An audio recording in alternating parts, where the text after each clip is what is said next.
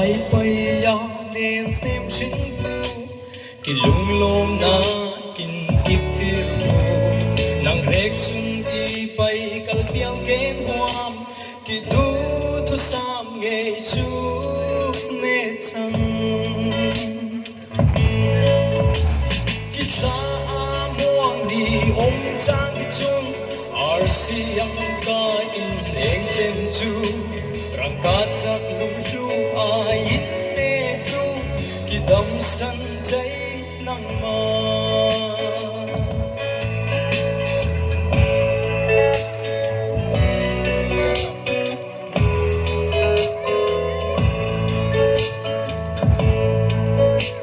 ni chan sin hi in ziak thiamin om hom min lang ki sil se loi ni nun moi zia in ziak ringot in ki vang lai nun hun mang ral ke ti ki cha muang di om chang ki chun ar siang ka in ek chem chu rang ka chak lung lu a in te lu ki dam san chai nang ma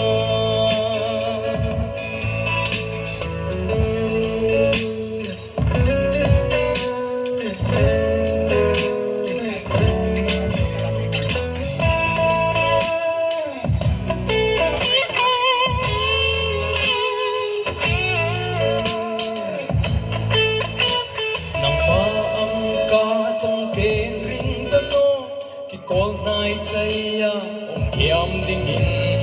ke du thu sam thin ke trong kai loi kum thuang nun cha hun ne mang pui ting ki cha muang di om chang chu